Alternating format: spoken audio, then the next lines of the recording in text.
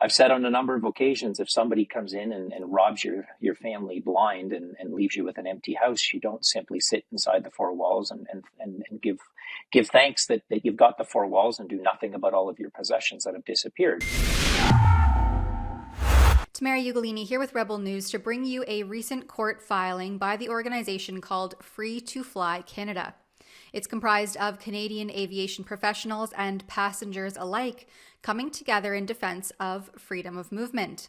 They believe in and are avid about defending fundamental rights such as the right to travel freely without arbitrary limitations like vaccine passports and the freedom to make individual health choices. Recently, Free to Fly has filed a class action lawsuit detailing the harms imposed on employees of various airline companies by Transport Canada's interim order respecting certain requirements for civil aviation due to COVID-19 number 43. That order was put forth by Transport Minister Omar Alghabra, which mandated COVID-19 vaccination for the travel industry in 2021.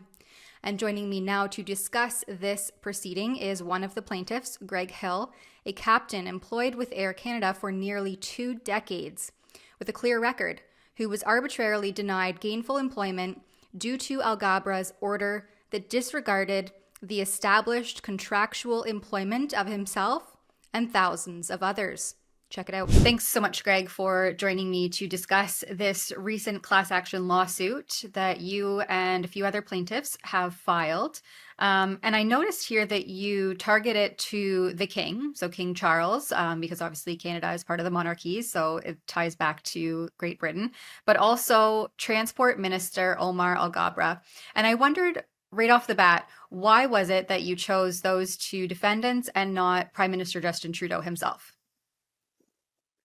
Well, when we get into the specifics of what we're actually pursuing here, and we've sat back for the past year or two and watched the, I'll call it, challenging Canadian legal landscape, and out of that we've been able to draw a few lessons from some of the other courageous individuals who sought legal solutions in our environment.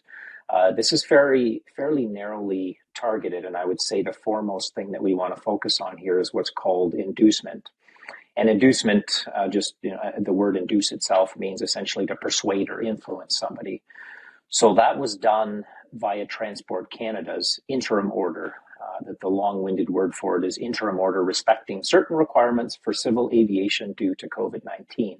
So that interim order induced a breach of our contracts that we had with our employers. And just as an example, some of my colleagues were outright terminated. We were all threatened with termination. For myself, once that mandate was suspended, we slowly made our way back to work. Not everybody has done that. But we were put on what the employers called a leave of absence. Now, there's no such thing as an involuntary leave of absence within our contract, nor was there this mandate or otherwise. So the primary focus is Transport Canada's interim order because it was what created that inducement.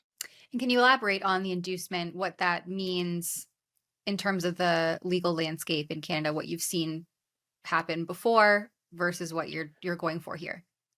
Well, that's really what makes this unique. What we didn't want to do was I guess we call it reinvent the wheel and pursue something that's obviously already failed and been locked in from a precedent standpoint. But as far as what we've seen over this past couple of years, I'm not aware of anything that's pursued this angle of inducement. And it's as I described that we've had our contractual agreements violated via this interim order. So what it targets is those who've suffered harm because of it, whether that's outright termination, whether it's suspension, like I said, was referred to oftentimes as a leave of absence, or even there's others who retired under duress. They had plans to work for 3, 4, 5 more years, but the means for them to forego having these injections was to retire early, and in the process they've lost not just their full income, but also it's impacted their their pensions. And so this breach of those pre-existing employment contracts, I mean, we could say, or what has been said thus far is that, well, we didn't know any better and it was a pandemic and it was an emergency. And so this was justified. But as I read through the statement of claim, it's pointed out repeatedly that this was not demonstrably justified. Can you elaborate on that? But when we look at something like transmission, for instance, and that's something that's mentioned in the pleading, it was not demonstrably justified, but there was repeated assurances in writing that it was absolutely safe to fly. And then all of a sudden we hit this arbitrary date of October 29th, and now suddenly it's not safe. And you're not only is it not safe, but you're not even safe to come into work to return your company possessions. Please leave them on the curb or mail them in via Purelate or otherwise. Um, so, so throughout that previous season, that wasn't what we saw from the companies, and then all of a sudden that completely changed. So the transmission piece was not a requirement. There's various things mentioned within the statement itself, but I would also go back pre-22, pre-21, right back to December of 2020, and this was something that was known long before this mandate was in place. There was a season, perhaps maybe 6 months ago, that we had a collective epiphany, it seems, amongst the like-minded, that this thing has been proven to not do anything for transmission. Well, I'll tell you what, if you look at the FDA submission from both Moderna or Pfizer, for instance, in section 8.2, 8.3, in black and white, they clearly said, we have not tested for transmission and we can't assure anything for transmission. So this was known long before this interim order was in place, and it was known long before we even embarked down this road. So as far as the demonstrably justified, if trying to keep our colleagues safe was the justification, like I said, long before this interim order was even thought about being drafted, that was known to not be the case. The courts all seem to have really taken what's called judicial notice of the safe and effective narrative. They're not challenging it. It's assumed to be factual and correct. And so that's what makes this claim unique from what I have seen previously. Do you have any thoughts there? In spite of the fact that we've gone down this road now, and we're seeking to find an avenue for justice. It's a challenging landscape, but at the same time, as an analogy, I've said on a number of occasions, if somebody comes in and robs your family blind and leaves you with an empty house, you don't simply sit inside the four walls and give thanks that you've got the four walls and do nothing about all of your possessions that have disappeared. You still seek to chase them down and exploit all avenues available for justice. So that's really what we're doing here. And I suppose that leads into the damages. So what are you seeking and what is your hope there? Do you think that that's going to be a fruitful outcome?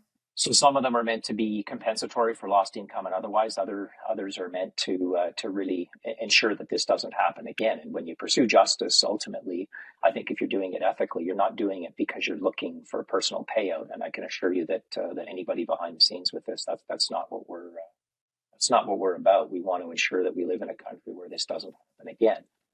And that's the motivation. There is that element of the public interest as well to ensure that this doesn't happen again, or to hopefully set a good precedence for anybody else moving forward. I mean, this is 2 years post mandate, 3 years post pandemic pandemonium.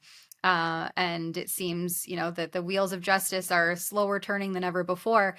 But just in closing, Greg, why is it that you chose to go ahead with a class action lawsuit? You hear that the success rate is not always great, and it's a more long drawn out process than, just having a single or a few different defendants and plaintiffs. Right. Well, we do have other individual claims that are going on in the background. We haven't said a lot about them publicly. But we do have things going on as far as human rights, as far as duties of fair representation with some of the unions and otherwise. So those are occurring. Maybe I should be waving that flag a little bit higher. But what we really wanted to do is try to assist as many people across our spectrum within the aviation professional sphere as we could. So we didn't want this to just be about one or two people finding solutions. We've from the get-go wanted to position ourselves not just as a group of aviation professionals, but also as the 37,000 various supporters that we have, many of who are passengers that couldn't fly. And all of those are employees as well. And I think people have to remember that when we do find success within a certain sphere, it's not just because that's a certain employee from a certain company. This has impact across the employment sphere as a whole. So we wanted to, in the course of this action, represent as many as we could across the aviation sphere, and that's why we've presented it as a class action. Now, listen, it's not open to all Canadians. There's other things going on within the national sphere that are quite broad. This is fairly narrowly focused on those who did suffer because of Transport Canada's interim orders. So it's a large group, make no mistake, but it's not as wide as some of the other things that are happening. In the future, you may not be able to see interviews like this one across vast social media platforms thanks to the censorship plans of the Justin Trudeau Liberals.